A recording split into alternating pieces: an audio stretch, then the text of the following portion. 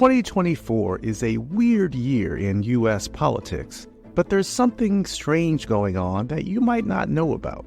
Polls this year have shown a weird trend. Kamala Harris is currently polling behind Democratic senators and governors running in crucial states. And it's not just her. Before he dropped out of the race, Joe Biden was polling behind the down-ballot candidates too. Is this a blip or a symptom of a bigger problem? Let's look at the numbers. To do our best to make apples-to-apples comparisons, we'll stick to statewide presidential polling numbers compared to statewide offices like senator and governor. And the polls are consistent in this regard. In swing states, the Democratic candidate for governor or senator is polling better than the Democratic presidential candidate, and it's been that way for months. Let's look at Pennsylvania.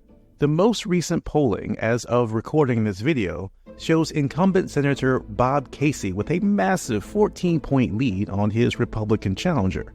But Kamala Harris just ekes out a narrow lead against Donald Trump. The situation is very similar in Michigan. In this extremely important state, Democratic Senate candidate Slotkin is consistently polling better than Kamala Harris.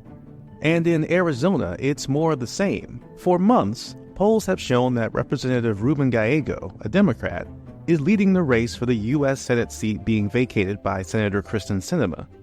Gallego has consistently led the Republican candidate, Kari Lake, by a robust margin even when President Biden was still running. But those same polls had Biden trailing Donald Trump in the state. See the diagonal line in this chart? Anything above that line indicates that Biden was polling better than Gallego. Anything under the line indicates that Gallego was doing better. And as you can see, all the dots are below the line. Even among Democrats, Biden was doing worse than Gallego. Numbers like this were why Biden was encouraged to drop out of the race. But how is Harris doing in comparison?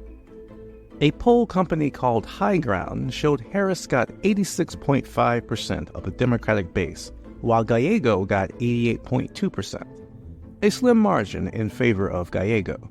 The real difference maker is that Kari Lake is underperforming Trump. She received support of 74.7% of Republican voters, underperforming Trump by nearly 5 points. And let's not forget independents. In this poll, they preferred Harris by about 7.2 points, but they preferred Gallego over Lake by almost 18 points. Lake ran for governor in 2022 and lost after a particularly nasty campaign that turned off a lot of people. Lake is very well known, but also very disliked. A similar thing is happening in North Carolina, where Harris is losing by a slim margin, but the Democratic candidate for governor is winning by about 5 points on average in recent polls. This race is marked by the very controversial Republican candidate Mark Robinson, whose divisive rhetoric is seen as even more extreme than Trump's. So, just like in Arizona, it's not that Democrats love Stein more than Harris in North Carolina. Republicans and independents just dislike Robinson more than Trump. So, in some states, a small but game-changing number of Republicans may not like their homegrown candidates running for statewide office. Odd as that sounds, the numbers back it up. This is good news for Democrats. Not only does it mean that they are likely to pick up governor and senator seats, it's also likely to mean that Kamala Harris will win in these states too, even though she's not polling as well. At least recent history points that way. In dozens of Senate races during the last 2 presidential elections, only one state delivered a Senate race win to a different party than the presidential winner. In 2020, Maine voted for President Biden and Republican Senator Susan Collins. Not a single state split the vote between senator and president in 2016. In 2024, this is only likely to happen in Ohio, where incumbent Democratic Senator Sherrod Brown is the favorite to win in the state that's almost guaranteed to go to Trump. In 2024, Democrats are hoping that split tickets remain rare, in their favor. They're hoping that all these Senate and governor races where Democrats are leading will actually help lift up the Harris-Walz ticket. Some are calling this a reverse coattails effect.